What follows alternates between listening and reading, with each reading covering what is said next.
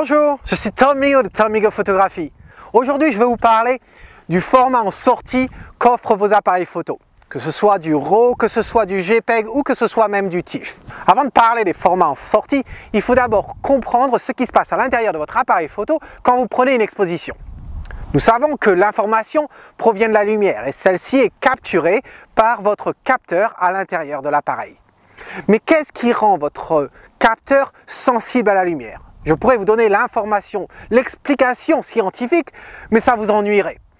Donc, juste pour l'intérêt de tous et de bien comprendre ce qui se passe, imaginez votre capteur comme étant une grande plaine, un grand champ, comme celui dans lequel je me trouve à l'heure actuelle. Et dans ce champ, vous avez des millions de puits. Oui, des puits d'eau. Vous en avez des millions. Et dans les capteurs actuels, vous pouvez compter que vous avez un puits par pixel. Et comme on sait que tous les appareils digitaux sur le marché à l'heure actuelle parlent en mégapixels, c'est-à-dire en millions de pixels, vous avez donc des millions de puits d'eau dans votre champ. Ces puits, en réalité, on les appelle les puits à photons. Pourquoi? Parce que vous avez les électrophotons qui sont dans la lumière et au moment où ils rencontrent la surface de votre capteur, se transforment en photons. Et c'est les photons qui sont capturés dans ces puits. Tous les puits ont la même taille et la même capacité.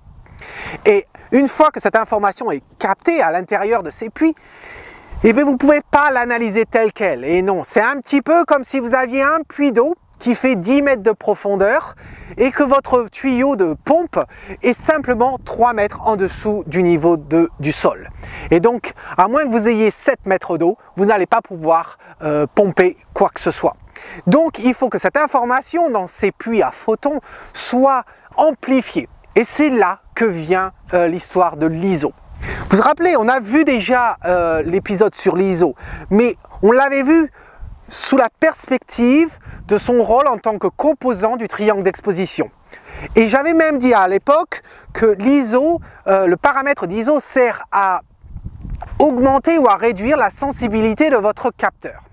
Ce n'est pas tout à fait vrai. En réalité, votre capteur, vous ne pouvez pas augmenter sa sensibilité.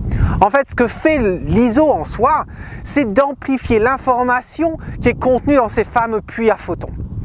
Une fois que l'information est amplifiée, ensuite vous pouvez l'analyser et transformer ces photons, ces informations électroniques, électriques, en un message, en des données digitales. Et c'est ce qu'on appelle le RAW data. Pour les Nikon, ils n'appellent pas ça RAW, ils appellent ça NEF.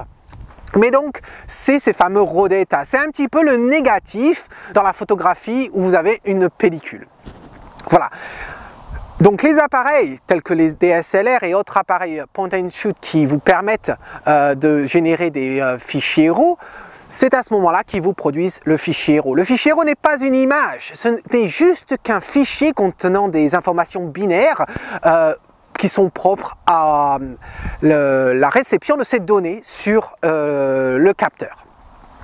Donc dans votre appareil, une fois que ces données RAW ont été formées, ce fichier à l'intérieur, même sur les appareils qui ne vous permettent pas d'avoir le fichier RAW en sortie, tous les appareils produisent le RAW data.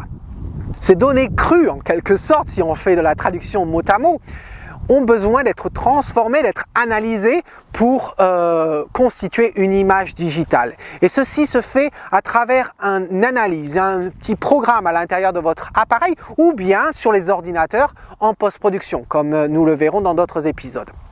Donc ces données crues ont besoin d'être analysées, de passer à travers un programme qui se trouve à l'intérieur de votre appareil photo ou bien sur un ordinateur pour générer une image. Et ceci s'effectue au niveau des couleurs, car en photographie, tout est une question de couleur.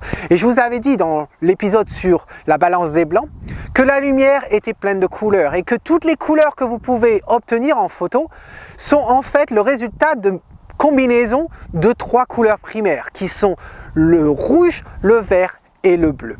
Il est bon de savoir que les millions de pixels que vous avez sur votre capteur, en fait, ne réagissent qu'à une seule couleur en particulier. C'est-à-dire que vous allez avoir des pixels qui vont répondre, qui vont absorber l'information provenant du rouge.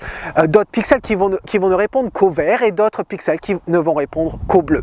Pour la petite histoire, sachez que l'œil humain répond plus aux différents tons de vert. Et c'est la raison pour laquelle sur votre capteur numérique, vous avez beaucoup plus de pixels qui réagissent à la couleur verte, qui vont analyser cette couleur verte, que ceux qui vont analyser du rouge ou du bleu. Une fois que vous allez analyser toutes ces variances de couleurs, c'est là que votre appareil va appliquer tous les paramètres que vous avez définis sur votre appareil. Je veux parler de la fameuse balance des blancs, vous vous rappelez le white balance. Il y a aussi le contraste, la saturation de couleurs, combien vous voulez de vert, combien vous voulez de rouge, etc. Tous ces paramètres, la netteté de votre image, tout ça, tous ces petits paramètres que vous avez mis dans votre appareil, c'est à ce moment-là que l'appareil va les utiliser et va les appliquer aux données qui ont été compilées en quelque sorte.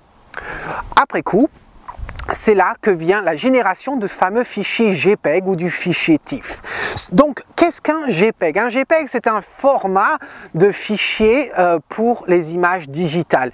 Et le problème avec le JPEG, c'est qu'il a une compression qui vous amène forcément à de la perte de données. Donc, vous avez pu remarquer sur votre appareil photo la possibilité de paramétrer le type de fichier JPEG que vous voulez. Si vous voulez un fichier large ou si vous voulez un petit fichier. Et bien sûr, plus vous réduisez la taille de votre JPEG, plus vous compressez cette image et donc vous perdez plus de données.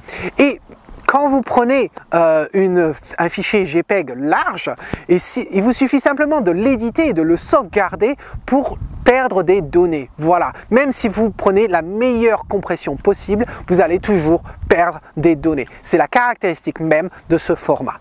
En revanche, le format TIFF est complètement différent. C'est aussi un format préféré pour tout ce qui est publication, image et post-production, parce que c'est un format d'image, certes, que vous pouvez également compresser, mais la grosse différence, c'est que vous aurez beau le compresser autant que vous voulez, vous ne perdrez pas de données. Voilà, c'est le gros avantage. L'inconvénient, bien sûr, c'est qu'il est plus gros, le fichier résultant est plus gros que le fichier JPEG.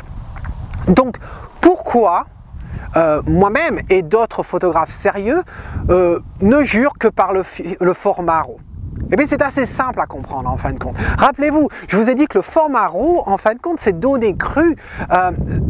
C'est juste des données digitales, rien n'a été appliqué à ces données. On n'a pas modifié les couleurs, on n'a pas analysé les pixels pour savoir s'il y avait plus de marron ou quoi que ce soit. Non, vous avez vraiment les données telles quelles. Vous avez le bloc de ciment. Et c'est un petit peu, comparer JPEG et RAW, c'est un peu comme comparer les moutons. Ça ne se voit pas, mais je suis entouré de moutons. Ils étaient tous derrière moi, maintenant ils sont tous devant moi. Voilà, je suis dans un champ avec des moutons. Et c'est un petit peu comme comparer un mouton et un roquefort. Voilà, j'adore le roquefort. C'est un super fromage fait de brebis, bien sûr. Mais le problème de ce fromage et de tous les fromages de brebis, c'est que j'ai beau avoir ce fromage, je peux le manger tel quel, je peux le faire fondre et faire une sauce. Malheureusement, c'est un petit peu difficile de faire un méchoui à partir de ce fromage. Et oui, si je rentre chez moi avec mon mouton, je peux le traire, je peux le faire un méchoui, je peux manger une bonne côtelette d'agneau et je peux faire absolument tout ce que je veux. Je peux faire du fromage si j'en ai envie. Malheureusement, si je pars à partir du fromage, ça devient un petit peu plus compliqué, voire impossible. Et c'est la différence entre le format RAW et le format JPEG. Le format RAW, j'ai toutes les libertés du monde. Je peux faire tout ce que je veux. Je peux appliquer la saturation. Je peux mettre le white balance que je veux. Je ne vais pas perdre de données. Si j'utilise le JPEG, tout ça a déjà été fait et je peux les modifier. Mais malheureusement, puisque des choix ont été faits pour moi à l'intérieur de l'appareil, je vais me retrouver avec de la perte de données et souvent vous pouvez vous apercevoir de petites zones de pixels qui vont apparaître et qui vous ne pourrez pas faire grand chose avec. Donc voilà pourquoi nous sommes si nombreux à préférer le format RAW au format JPEG, voire même TIFF dans cette occasion. Là, je vous vois venir, vous avez une question, vous allez me dire, très bien Tom, t'aimes le format RAW, très bien, tu dis que c'est la liberté complète, parfait. Mais si c'était le cas, il y aurait beaucoup plus d'appareils qui produiraient ces fichiers RAW en sortie, voilà, au lieu du JPEG. Donc pourquoi il n'y en a pas autant que ça? Eh bien la raison, elle est simple. Je vous ai dit, le fichier RAW n'est pas une image en soi. Ce ne sont que des données binaires. Vous avez besoin de travailler avec des outils tels que Photoshop, Lightroom ou autres pour analyser ce fichier et construire une image à partir de ce fichier. En revanche, le fichier JPEG est une image, ce qui veut dire que vous prenez une exposition, instantanément vous pouvez la partager, vous pouvez la voir directement sur votre appareil photo ou sur votre téléphone. Vous pouvez envoyer avec un SMS ou un MMS, vous pouvez envoyer un email, vous pouvez poster sur Facebook directement à partir de votre téléphone ou à partir de votre appareil photo si vous pouvez. Voilà, vous avez une image instantanée et c'est la raison pour laquelle ce format sera toujours le format préféré de tous les appareils photo parce que ça vous permet d'obtenir une image instantanément. Mais malheureusement, il vient avec certaines limites. La bonne nouvelle, si vous êtes indécis, si vous ne savez pas encore quoi choisir entre l'euro et le JPEG et vous vous dites « Ah, mais j'aimerais bien avoir l'euro, mais je ne suis pas sûr », vous en faites pas, il y a une solution à tout. Tous les appareils, ou quasiment tous les appareils qui vous permettent de produire un fichier RAW en sortie, vous offrent la possibilité de générer aussi un JPEG. Donc vous pouvez vérifier dans vos menus, vous aurez la possibilité d'obtenir 2 fichiers pour chaque exposition que vous allez prendre. Un fichier RAW et un fichier JPEG. Du coup, si vous avez besoin d'utiliser votre photo immédiatement sans partir dans des logiciels quelconques, vous avez le JPEG. Si vous avez besoin de retoucher, faire plus ample travail une fois à la maison, vous avez le fichier RAW. Par contre, gardez en tête, si vous avez 2 fichiers, bien sûr, vous allez prendre plus de place. Un inconvénient du fichier RAW, puisqu'il contient toutes ces données. Un fichier RAW est environ aux alentours de 25 mégabits en taille. Un fichier JPEG sera généralement beaucoup moins large que 10 mégas. Donc vous voyez, on parle de 1.5, une fois et demi de plus en taille. Donc si vous avez les deux, vous imaginez la taille que vous allez prendre sur votre carte à l'intérieur de l'appareil photo. Voilà. Il y a davantage d'informations sur mon blog. J'ai vraiment mis tous les détails que je pouvais partager sur ce qui se passe à l'intérieur de votre appareil, le format RAW, le format TIFF, le format JPEG. Donc je vous invite à y aller, vous connaissez l'adresse, hein, c'est tommigophotographieblog.com et si vous avez des questions, comme d'habitude, n'hésitez pas à ask@tommigophotographie.com. Voilà, et je ferai un effort pour vous répondre à tous, je vous le promets.